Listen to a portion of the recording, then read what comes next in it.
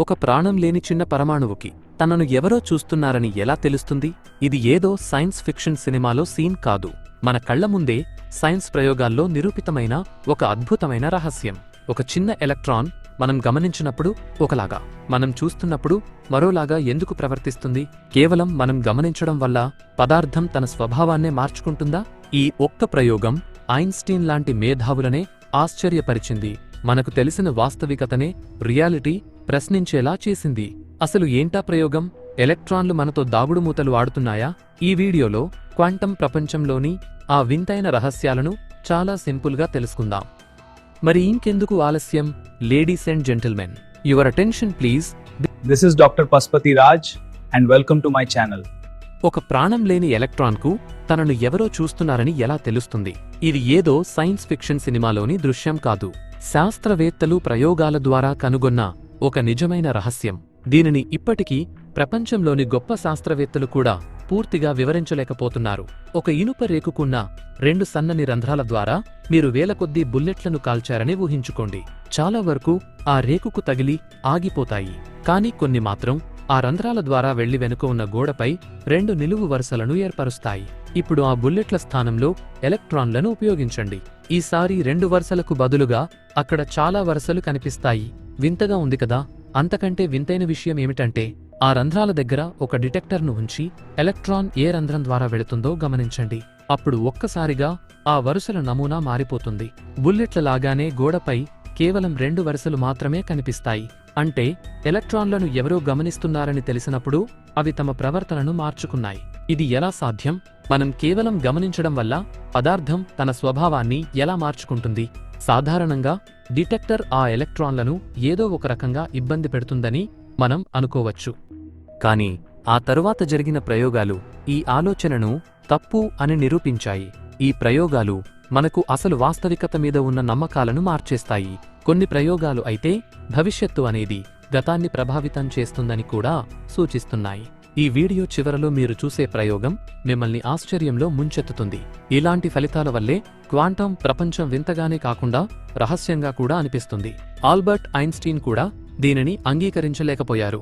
ఆయన దీనిని స్పూకీ అని పిలిచారు. ఈ వీడియోలో మనం సైన్స్లో జరిగిన అత్యంత అద్భుతమైన ప్రయోగాలను చూడబోతున్నాం. ఇక్కడ ఎటువంటి కష్టమైన సిద్ధాంతాలు లేదా ఫార్ములాలు ఉండవు. కేవలం సరళమైన వివరణలు మాత్రమే ఉంటాయి. మన నిత్య జీవితానికి భిన్నంగా ఈ సూక్ష్మ కణాలు ఎందుకు ప్రవర్తిస్తాయో మీరు తెలుసుకుంటారు. చివరికి మీరు అసలు వాస్తవం అంటే ఏమిటో ఆలోచించవచ్చు. నేటి ఆధునిక ప్రపంచం ఇలాంటి సూత్రాల మీద నడిచే సాంకేతికతతో నడుస్తోంది కాబట్టి వీటిని మనం అర్థం చేసుకోవడం చాలా ముఖ్యం. చరిత్రను చూస్తే సూక్ష్మ కణాల గురించిన సమస్యలు కాంతి అధ్యయనంతో మొదలయ్యాయి. అసలు కాంతి అంటే ఏమిటి అనే ప్రశ్నకు 1670లో సర్ ఐజాక్ న్యూటన్ ఒక వివరణ ఇచ్చారు. ఆయన సిద్ధాంతం ప్రకారం కాంతి అనేది చిన్న చిన్న కణాల ప్రవాహం. దీనిని ఉపయోగించి ఆయన పరావర్తనం మరియు వక్రీభవనం వంటి విషయాలను వివరించారు. అదే సమయంలో క్రిస్టియన్ హైగెన్స్ అనే శాస్త్రవేత్త కాంతి అనేది కణాలు కాదు, తరంగాలు అని చెప్పారు. కానీ అప్పట్లో న్యూటన్ ప్రభావం ఎక్కువగా ఉండటం వల్ల హైగెన్స్ మాటను ఎవరూ పట్టించుకోలేదు. 1801లో థామస్ యంగ్ చేసిన డబుల్ స్లిట్ ప్రయోగం అంతా మార్చేసింది. ఇది ఫిజిక్స్ చరిత్రలోనే అత్యంత గందరగోళానికి గురిచేసే ప్రయోగం. మీరు కూడా దీనిని ఇంట్లో ప్రయత్నించవచ్చు. ఒక చిన్న ప్లాస్టిక్ ముక్కకు 2 సన్నని రంధ్రాలు చేసి లేజర్ లైట్ వేయండి.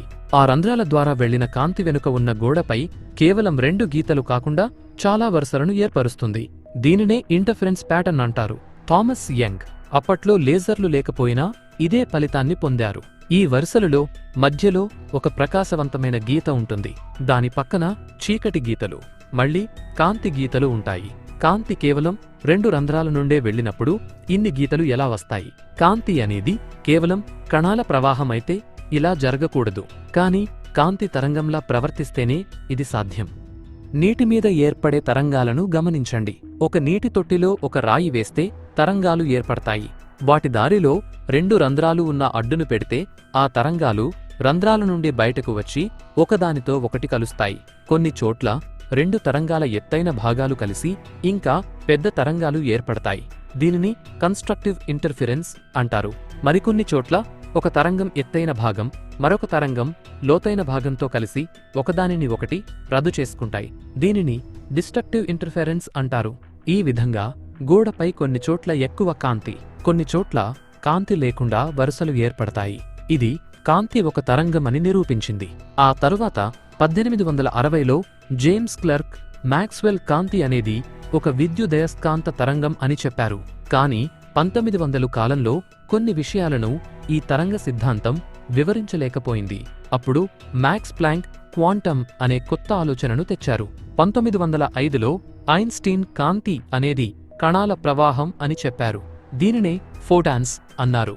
ఇప్పుడు ఒక సమస్య వచ్చింది. కాంతి తరంగమా లేక కణమా? దీనినే వేవ్ పార్టికల్ డ్యుయాలిటీ అంటారు. అంటే కాంతికి రెండు స్వభావాలు ఉన్నాయని అర్థం. 1924లో లూయిస్ డి బ్రోగ్లీ పదార్థ కణాలు అంటే ఎలక్ట్రాన్లు కూడా తరంగాలలాగా ప్రవర్తించవచ్చని చెప్పారు. ఇది 1927లో నిజమని తేలింది. ఒక్కో ఎలక్ట్రాన్ను వేరువేరుగా పంపినప్పుడు కూడా గోడపై ఇంటర్ఫెరెన్స్ ప్యాటర్న్ ఏర్పడింది.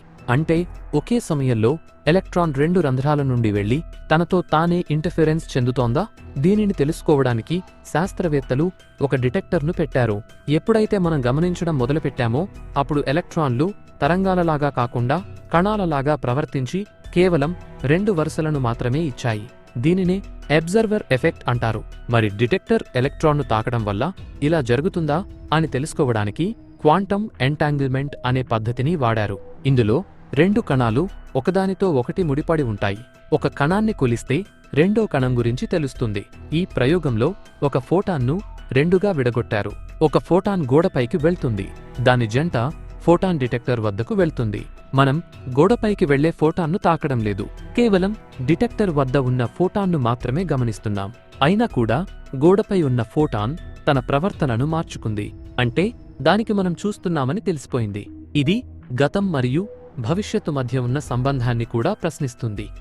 చివరిగా డిలేడ్ చాయిస్ క్వాంటం ఎరేజర్ ప్రయోగం గురించి చెప్పుకుందాం. ఇందులో కొన్ని ప్రత్యేక అద్దాలను ఉపయోగించి ఫోటాన్ ఏ రంధ్రం నుండి వచ్చిందో తెలుసుకునే సమాచారాన్ని చెరిపివేశారు.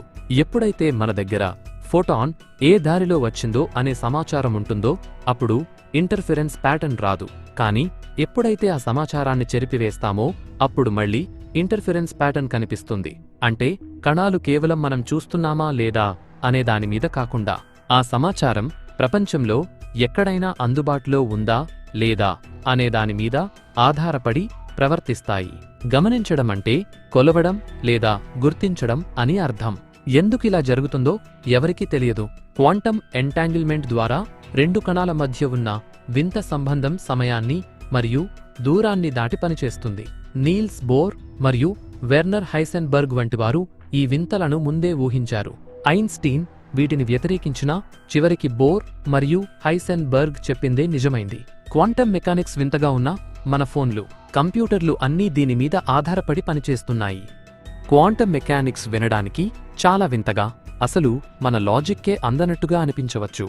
కానీ నిజమేంటంటే ఈరోజు మనం వాడుతున్న స్మార్ట్ ఫోన్లు, కంప్యూటర్లు, లేజర్ టెక్నాలజీ ఇవన్నీ ఈ వింతైన సూత్రాల మీద ఆధారపడే పనిచేస్తున్నాయి. ఐన్స్టీన్ లాంటి వారు దీనిని అంగీకరించడానికి ఇష్టపడకపోయినా ప్రయోగాలు మాత్రం క్వాంటం ప్రపంచమే అసలైన నిజమని నిరూపిస్తున్నాయి.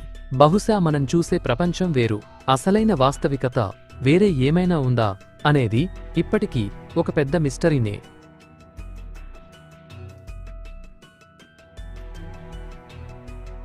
మీకు నా వీడియో అండ్ నా ఎక్స్ప్లెనేషన్ నచ్చినట్లయితే please like and share. Regular గా నా వీడియో అప్డేట్స్ కావాలనుకుంటే మాత్రం తప్పకుండా మన ఛానల్ని సబ్స్క్రైబ్ చేసుకోవడం మాత్రం మర్చిపోకండి. ఈ టాపిక్ మీద మీ అభిప్రాయాలను కింద కామెంట్స్ రూపంలో షేర్ చేసుకోండి. మీకు నా వీడియో అండ్ నా ఎక్స్ప్లెనేషన్ నచ్చినట్లయితే ప్లీజ్ లైక్ అండ్ షేర్. రెగ్యులర్గా నా వీడియో అప్డేట్స్ కావాలనుకుంటే మాత్రం తప్పకుండా నా యూట్యూబ్ ఛానల్ని సబ్స్క్రైబ్ చేసుకోవడం మాత్రం మర్చిపోకండి. అలాగే పక్కన కనిపిస్తున్న గంట సింబల్ని నొక్కినట్లయితే నేను ఎప్పుడు నా కొత్త వీడియోని అప్లోడ్ చేసినా అది మీకు నోటిఫికేషన్ రూపంలో మీ మొబైల్కి వస్తుంది. Thanks for watching and thank you all.